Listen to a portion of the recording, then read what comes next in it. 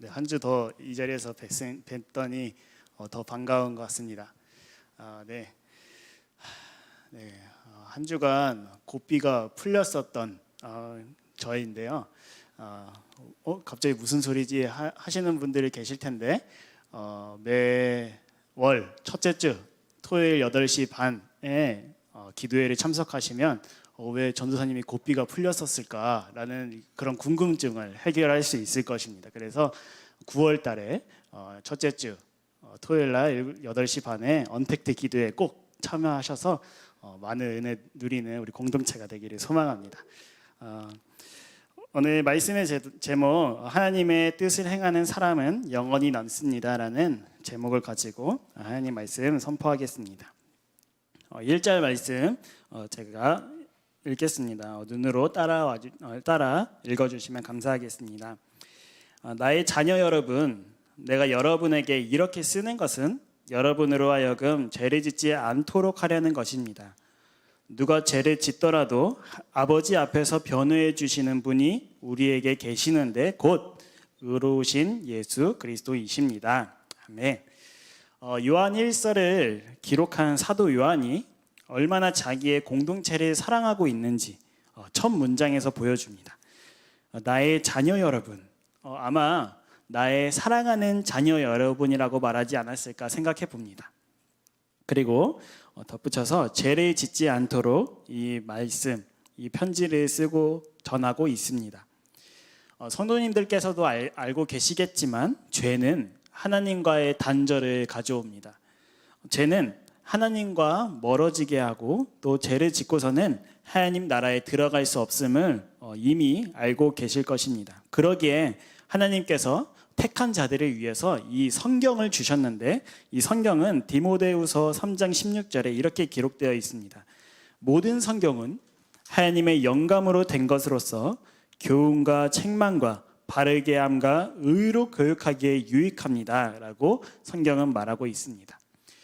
그리스도인들 또 죄를 짓지 않기 위해서는 어떤 유명한 사람의 자서전이나 어떤 명언들로 사람을 개선할 수 있는 것이 아닙니다.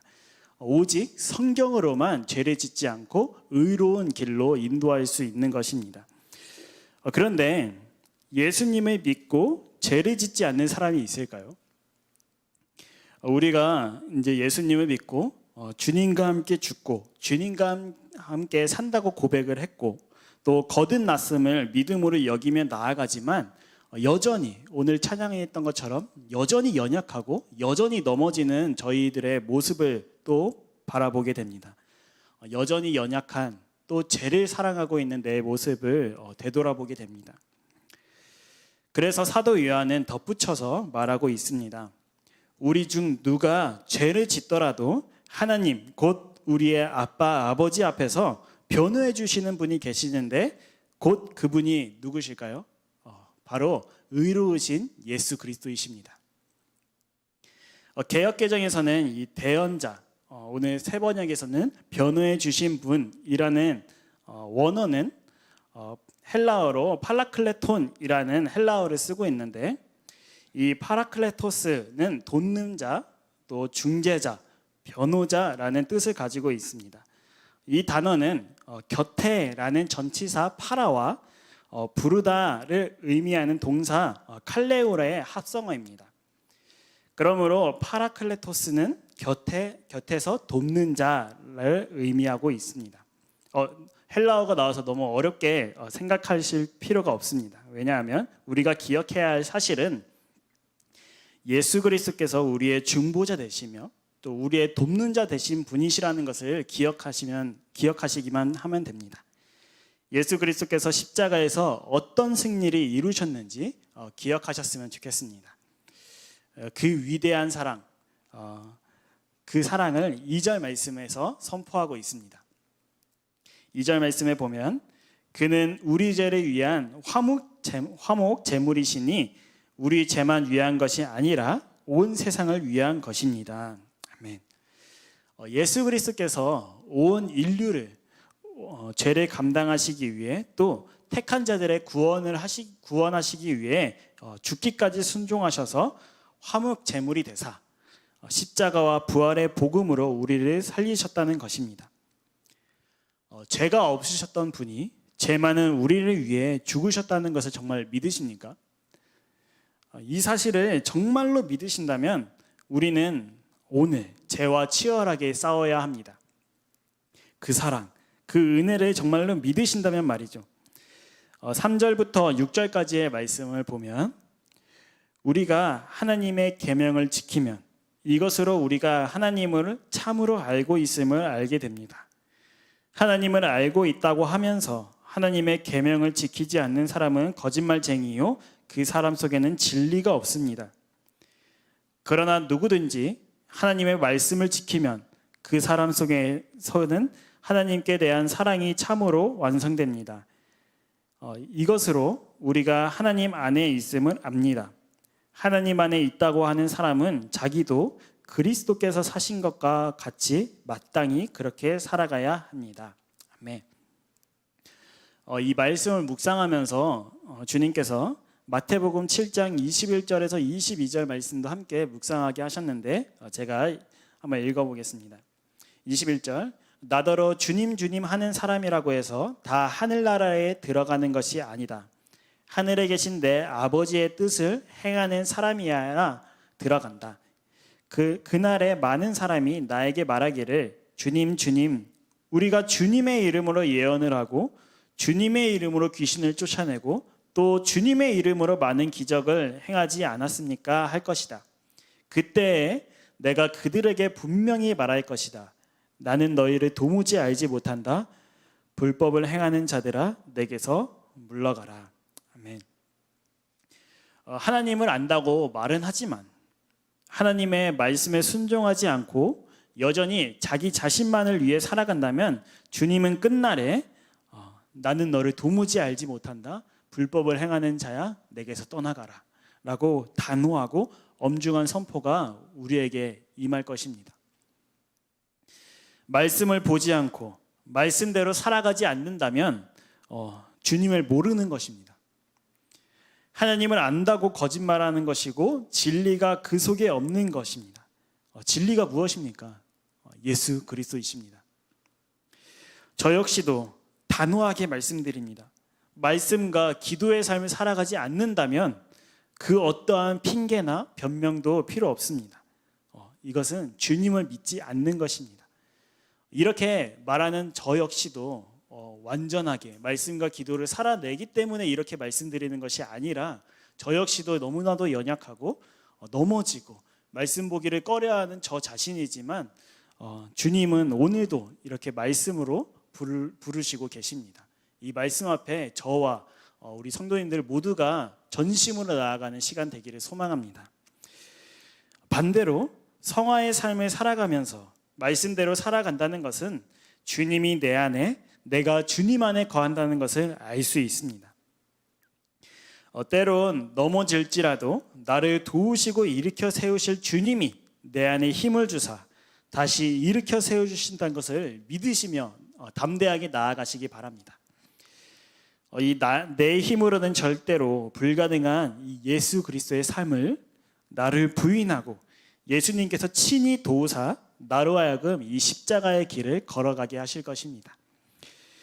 그러한 삶은 말씀에서 마땅히 살아가야 되는 삶이라고 말하고 있습니다. 우리는 보편적으로 많은 봉사를 하고 많은 헌금을 내면서 주님 제가 이 정도까지 합니다. 주님 제가 이 정도 했으니까 이 정도 주세요 라는 그런 잘못된 신앙 가치관을 사로잡혀 살아갈 때가 있지만 성경은 분명하게 말하고 있습니다. 이 말씀과 기도의 삶은 마땅히 그리스도인이 살아가야 되는 삶임을 성경은 분명히 말하고 있습니다. 우리의 삶을 살아갈 때 마치 내 것인 마냥 죄를 짓고 내 멋대로 사는 것이 당연한 삶이 아니라 그리스도인이라면 정말로 하나님을 안다고 고백하는 자들의 마땅한 삶은 말씀대로 그리스도께서 사신 삶을 살아내는 것입니다. 갈라디아서 2장 20절 말씀 보면 나는 그리스도와 함께 십자가에 못 박혔습니다. 이제 살고 있는 것은 내가 아닙니다. 그리스도께서 내 안에서 살고 계십니다. 내가 지금 육신 안에서 살고 있는 삶은 나를 사랑하셔서 나를 위하여 자기 몸을 내어주신 하나님의 아들을 믿는 믿음 안에서 살아가는 것입니다. 아멘. 정말로 주님이 나를 알고 나도 주님을 온전히 알게 되는 그날은 반드시 올 것입니다. 그날까지 나를 사랑하사 나를 위하여 자기 자신을 내어주신 하나님 아들을 믿는 믿음으로 살아가는 저와 여러분 모두가 되기를 소망합니다. 7절에서 8절 말씀을 보면 사랑하는 여러분, 내가 여러분에게 써 보내는 것은 새 계명이 아니라 여러분이 처음부터 가진 옛 계명입니다. 그 옛 계명은 여러분이 들은 그 말씀입니다. 나는 다시 여러분에게 새 계명을 써 보냅니다. 이 새 계명은 하나님께도 참되고 여러분에게도 참됩니다. 어둠이 지나가고 참 빛이 벌써 비치고 있기 때문입니다. 아멘. 7절에 보면 요한이 새 계명이 아니라 처음부터 가진 옛 계명이라고 말하는 것은 아마도 그 당시 이단들이 새로운 것들을 강조하면서 성도들을 미혹하지 않았을까 여러 주석들이 해석하고 있습니다. 그래서 요한은 이렇게 써 보내는 것이 어떤 새로운 것이 아니라 우리가 이미 들었고 이미 간직하고 있던 그 옛 계명을 말하고 있는 것입니다. 그런데 7절에서 새 계명이 아니라고 말하는데 8절에 넘어가면 새 계명을 써보낸다고 말하는 것을 보게 됩니다. 이것은 이단들이 그 당시 외치고 있는 새 계명이 아니라 옛 계명과도 같은 것인데 이 새 계명은 예수 그리스도께서 이 땅에 오셔서 새롭게 주신 계명이라는 것을 의미하고 있습니다.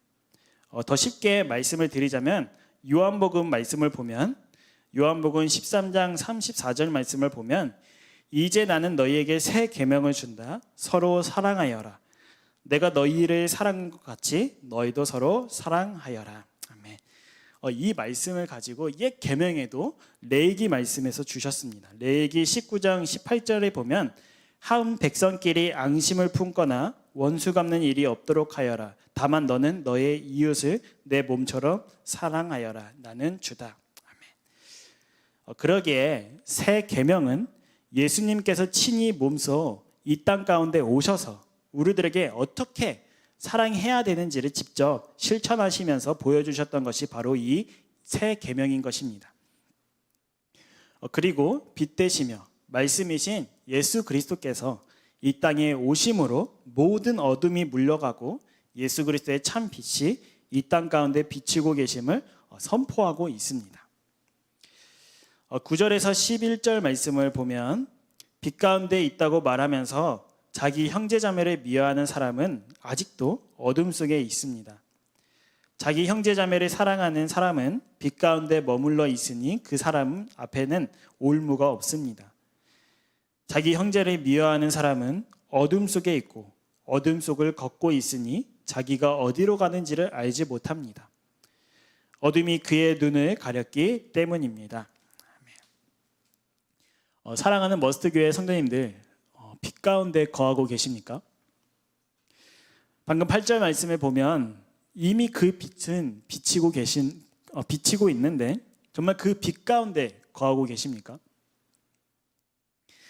예를 들어서 제가 찬미 전도사님에게 사랑한다고 말은 하지만 저 찬미 전도사님이 보이지 않는 그 은밀한 곳에 가서 다른 자매와 교제를 하고 있다면 제가 정말 전도사님에게 사랑한다고 고백했던 이 고백이 정말 진실된 고백일까요? 또 예를 들면 머스트교회 성도님들을 제가 진심으로 사랑합니다.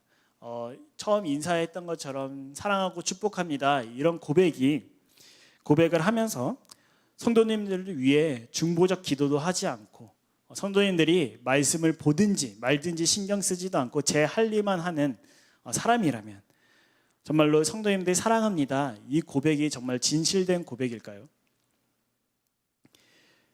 우리는 입술로는 수많은 약속과 고백을 하고 있지만 결국 진실은 우리의 삶의 행실에서 드러나게 됩니다. 말씀처럼 빛 가운데 있다고 말하면서 여전히 형제자매를 미워한다는 것은 제가 예를 들었던 것처럼 그것은 거짓말이고 아직도 어둠 속에 있는 것임을 성경은 분명하게 말하고 있습니다.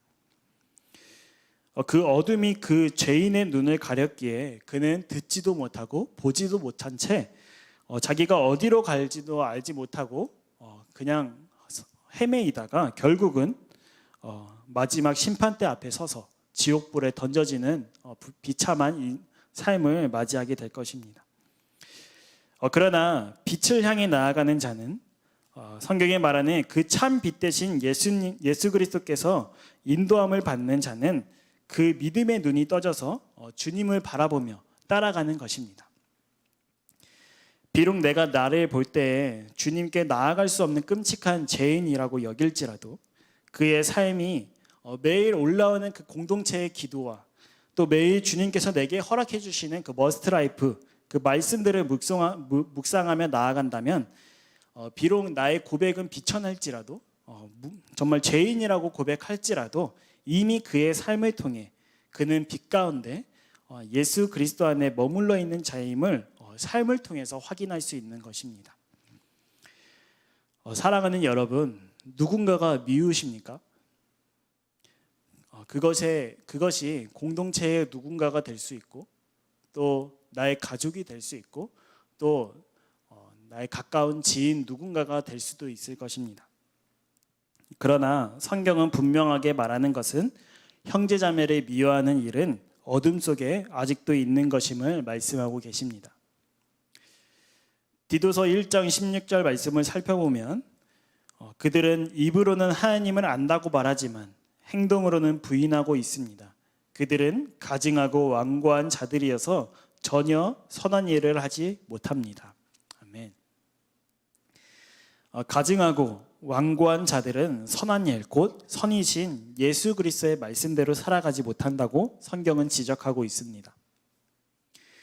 사랑하는 성도님들, 누군가를 미워하고 계신다면 또 나의 삶이 말씀과는 전혀 상관없는 삶을 살아가고 계신다면 또 나의 고백으로는 열심히 주님을 사랑한다고 말하고 오늘 찬양의 고백대로 정말로 열심히 주님을 찬양하면서 나아간다 할지라도 우리는 여전히 나의 모순된 삶의 태도가 주님을 부인하고 있다면 우리는 속히 주님께 돌이켜야 됩니다. 회개합시다. 그것도 어설픈 회개가 아니라 전심의 회개를 합시다. 오늘 이 시간 이때에 주님께서 회개의 기회를 주셨을 때 우리는 즉각 반응하여서 주님 앞으로 전심으로 회개를 해야 됩니다. 전심으로 하나님께 돌아가야 됩니다. 매일 주님께 변명은 하지만 나중에 할게요. 나중에 회개할게요. 이따가 회개할게요. 이런 거 말고 바로 지금 회개해야 합니다. 주님의 은혜의 부르심 앞에 지체하지 마시고 주님께로 모두 전심으로 돌아가서 주님이 이 시간 우리의 회개를 받으시고 우리가 정말로 주님께로 전심으로 돌아가는 은혜의 시간이 되기를 간절히 소망합니다. 이어서 12절에서 14절 말씀을 보겠습니다. 자녀된 이 여러분, 내가 여러분에게 이 글을 쓴 까닭은 그의 이름으로 여러분의 죄가 용서함을 받았기 때문입니다. 아버지 된 이 여러분, 내가 여러분에게 이 글을 쓰는 까닭은 여러분이 태초부터 계신 분을 알고 있기 때문입니다. 젊은이 여러분, 내가 여러분에게 이 글을 쓰는 까닭은 여러분이 이미 악한 자를 이겼기 때문입니다. 어린이 여러분, 내가 여러분에게 이 글을 쓰는 까닭은 여러분이 이미 하늘 아버지를 알고 있기 때문입니다. 아버지 된 이 여러분, 내가 여러분에게 이 글을 쓰는 까닭은 여러분이 태초부터 계신 분을 알고 있기 때문입니다. 젊은이 여러분, 내가 여러분에게 이 글을 쓰는 까닭은 여러분이 강하고 하나님의 말씀이 여러분 속에 있어서 여러분이 그 악한 자를 이겼기 때문입니다. 아멘. 13절과 14절을 살펴보면 하나님을 표현할 때 태초부터 계신 분과 하늘 아버지로 표현하는 것을 볼 수 있습니다. 13절의 표현을 볼 때에는 이 창조주 하나님, 태초부터 계셨던 전능하신 하나님을 표현하고 또 두 번째로 하늘 아버지라는 표현은 사랑의 하나님을 표현하고 있습니다. 전능하시고 사랑 그 자체이신 하나님, 공의와 사랑의 하나님을 온전히 알 수 있는 방법은 이 세상 그 어느 방법도 없습니다. 오직 성경을 통해서만 하나님을 알 수 있도록 이 성경을 주셨습니다. 하나님에 대해 무지했던 우리가 하나님 자기 자신을 나타내 주신 이 성경을 묵상함으로 주님을 알아가고 더욱 알아가는 은혜를 우리에게 허락해 주셨습니다. 그리고 끝날에 우리는 주님을 온전히 아는 그날이 올 것입니다. 주님이 나를 알듯이 나도 주님을 온전히 아는 그날이 반드시 올 것입니다. 아멘. 요한은 공동체에게 이 글을 쓰는 까닭을 나타내면서 자녀, 아버지, 어린이에게 편지를 써 보냅니다. 저희가 지난 시간 교리 공부에서 배웠듯이 요엘서 2장 28절에 개역개정에서 보면 자녀들, 늙은이, 젊은이라고 나눠서 말했지만 결국 이것은 모든 세대를 말하고 있음을 배웠습니다. 이 본문 역시도 각각 다른 세대를 사람들에게 편지를 쓰고 있지만 결국 교회의 모든 구성원들에게 이 편지를 보내고 있는 것을 보내는 말씀이라고 이해하시면 좋을 것 같습니다. 다시 12절 말씀을 보면 그의 이름, 그가 누구이실까요? 죄사함을 가능케 하신, 온 인류의 죄를 사하신 분, 바로 예수 그리스도이십니다. 예수 그리스도의 이름으로 우리는 죄를 용서받았다고 선포받았습니다. 여기서 용서함을 받았다에 해당하는 헬라어가 아페온 타이로 쓰이는데 이 동사는 완료 시제입니다. 즉 성도가 예수 그리스도를 처음 믿을 때 이미 제사함을 얻은 것입니다. 예수님을 믿으면서 점차 죄가 감면되는 것이 아니라 예수님을 믿는 그 순간 이미 우리의 제사함을 받고 칭의, 우리가 의롭다는 선고를 받은 것입니다. 사람의 시간으로는 순차적으로 이런 것들이 이루어 가겠지만 이미 하나님의 시간으로는 이 모든 것들이 단번에 이루어졌습니다. 그러므로 우리는 이미 승리하신 예수 그리스도를 믿는 믿음으로 나아갈 때 모든 원수, 모든 악한 자, 모든 죄로부터 승리할 수 있는 것입니다. 이 승리의 전제 조건이 있는데 그것은 바로 주님을 온전히 믿을 때 이것이 모두 가능합니다. 저희의 힘으로는 이 세상을 이길 힘이 없습니다. 오늘 찬양의 고백, 저는 연약합니다. 매일 넘어집니다 라고 고백하는 이 연약한 존재이지만 정말로 우리의 최선과 의지로는 불가능한 이 싸움을 주님 안에 거할 때 우리는 승리할 수 있는 것입니다. 우리 믿는 자는 이 싸움을 능히 이길 수 있습니다. 그 이유는 바로 예수 그리스도께서 이미 승리하셨기 때문입니다. 14절 후반절 말씀처럼 우리가 강하고 하나님의 말씀이 여러분 속에 있어서 우리는 이겼다고 이미 완료형으로 선포되어지고 있습니다. 우리가 주목해야 할 부분은 이겼다는 점이 아니라 하나님의 말씀이 우리 안에 거할 때 이길 수 있다는 점입니다. 마지막으로 15절에서 17절 말씀을 보면 여러분은 세상이나 세상에 있는 것들을 사랑하지 마십시오. 누가 세상을 사랑하면 그 사람 속에는 하늘 아버지에 대한 사랑이 없습니다. 세상에 있는 모든 것, 곧 육체의 욕망과 눈의 욕망과 세상 살림에 대한 자랑은 모두 하늘 아버지에게서 온 것이 아니라 세상에서 온 것이기 때문입니다. 이 세상도 사라지고 이 세상의 욕망도 사라지지만 하나님의 뜻을 행하는 사람은 영원히 남습니다. 아멘. 제가 이 본문을 다시 개역개정으로 읽어드리자면 이 세상이나 세상에 있는 것들을 사랑하지 말라.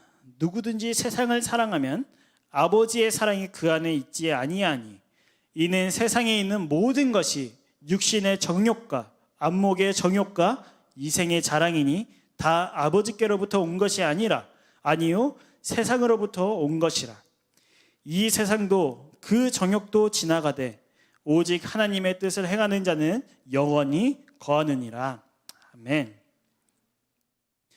15절에서 17절에 나오는 세상, 여기서 이 세상은 하나님이 창조한 피조 세계를 말하는 것이 아니라 하나님을 대적하는 악한 세력에 의해 통제받는 세상을 말하고 있는 것입니다. 세상에 속한 사람들이 어떤 사람이냐면 육신의 정욕에 따라가는 사람, 안목의 정욕에 빠져 있는 사람, 또 이생의 자랑에 중독된 사람들이라고 말하면서 덧붙여 이러한 육신의 정욕, 안목의 정욕, 이생의 자랑은 하늘 아버지께로부터 온 것이 아니라 세상으로부터 왔다고 분명하게 말하고 계십니다. 이제 저희들의 삶을 되돌아보기 바랍니다.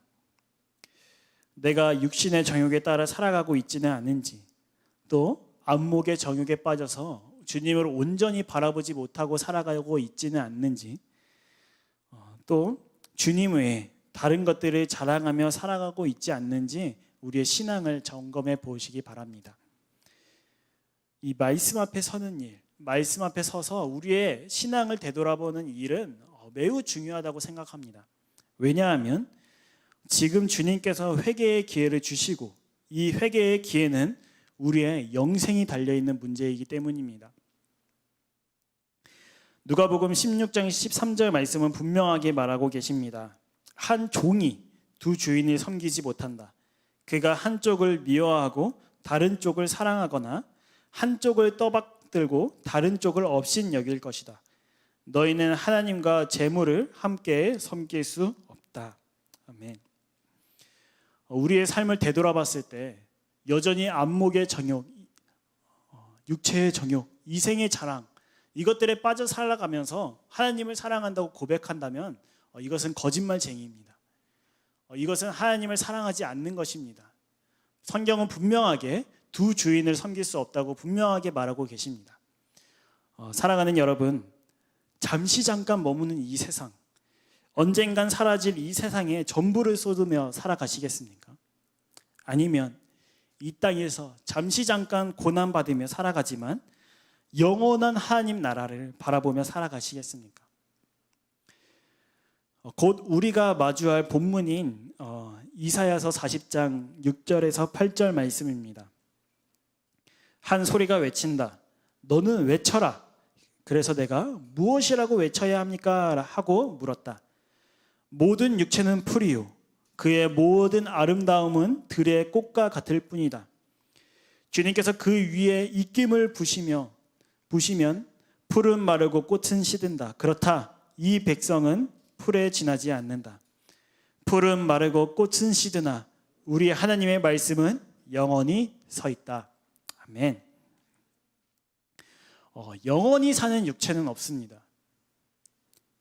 우리는 모두 원죄로 인해 죽음을 맞이하게 됩니다. 이 땅에서 너무 아름다워 보일지라도 언젠간 그 아름다움 역시도 시들고 말 것입니다. 그렇다면 우리의 결론은 단 한 가지밖에 없습니다. 그것은 이 모든 것은 마르고 시드나 영원히 변하지도 없어지지도 않는 하나님 말씀 앞에 전심으로 온 마음과 온 힘으로 나아가야 되는 것입니다. 하나님의 말씀이며 예수 그리스도를 믿는 일에 우리가 전심을 쏟아야 됩니다. 17절 말씀에 이 세상도 사라지고 이 세상의 욕망도 사라지지만 영원히 남는 것 단 한 가지. 오늘 설교의 제목인 하나님의 뜻을 행하는 사람은 영원히 남는다고 말씀하고 계십니다. 말씀 가운데 거하며 말씀에 순종하는 사람은 영원한 하나님 나라에서 영원을 누리며 살아갈 것을 약속하셨습니다. 그렇다면 오늘 우리의 태도는 육체의 정욕, 안목의 정욕, 이생의 자랑으로 살아가는 것이 아니라 오늘도 내일도 말씀 안에 거하며 믿음으로 살아가야 되는 것입니다. 믿음으로 살아가기가 너무 힘들어 보이고 어려워 보일지라도 너무 걱정하지 마시기 바랍니다. 방금 전 보았던 이사야서 40장 8절 말씀을 지나 9절에서 10절 말씀을 보면 좋은 소식을 전하는 시온아 어서 높은 산으로 올라가거라. 아름다운 소식을 전하는 예루살렘아 너의 목소리를 힘껏 높여라. 두려워하지 말고 소리를 높여라. 유다의 성읍들에게 여기에 너희의 하나님이 계신다 하고 말하여라. 만군의 주 하나님께서 오신다. 그가 권세를 잡고 친히 다스릴 것이다. 보아라, 그가 백성에게 주실 상급을 가지고 오신다. 백성에게 주실 보상을 가지고 오신다. 아멘. 사랑하는 여러분, 이 믿음의 길 어려워 보이고 힘들어 보일지라도 걱정하지 마시라고 말하는 이유는 하나님께서 우리와 함께 계시기 때문입니다. 예수 그리스도께서 성육신하셔서 택한 자들의 구원을 위해 이 십자가 위에서 모든 것을 이루어 주셨습니다. 또 그러기에 예수 그리스도를 믿는 모든 이들에게 보상을 주실 것이라고 약속하셨습니다. 우리에게 가장 큰 보상이 무엇이겠습니까? 우리를 아름답게 꾸며주는 것들, 우리를 돋보이게 하는 것들, 그런 것들은 결국 이 말씀처럼 사라지고 말 것입니다. 우리에게 가장 큰 보상은 바로 구원 아니겠습니까?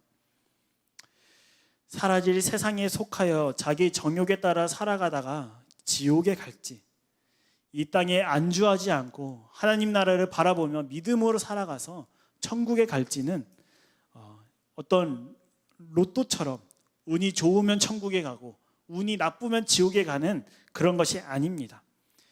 지옥에 갈지 천국에 갈지는 오늘 우리의 믿음의 태도에서 결정되어집니다. 하나님의 뜻을 행하는 사람만이 천국에 갈 수 있습니다. 하나님의 뜻을 알고 행하기 위한 필수 조건이 있는데 그것은 바로 주야로 주님의 말씀을 묵상하는 일입니다. 오늘도 말씀 앞으로 부르시는 주님의 부름 앞에 아멘으로 순종하며 나아가는 우리 모두가 되기를 간절히 원합니다. 우리의 입술의 고백과 행함 있는 믿음, 삶 믿음으로 오늘을 복음의 증인으로 살아가는 저와 머스트교회 모든 성도님들이 되기를 간절히 소망합니다. 아멘. 기도하겠습니다. 주님, 주님의 말씀대로 살아가기를 간절히 원합니다. 제 안에 성령님께서 선한 의지를 발동하게 하사 매일 주님과 동행하며 기쁨으로 순종을 누리며 살아가게 하옵소서. 세상 즐거움 다 버리고 내 전부 되신 예수 그리스도를 붙잡고 나아가는 저의 머스트 공동체가 되게 하옵소서. 나를 사랑하사 나를 위하여 자기 자신을 버리신 하나님의 아들을 믿는 믿음으로 살아내게 하사 천국 소망을 품고 모든 것을 견디며 주님 다시 오실 그날을 준비하며 기다리는 공동체 되게 하옵소서. 예수님의 이름으로 기도드립니다.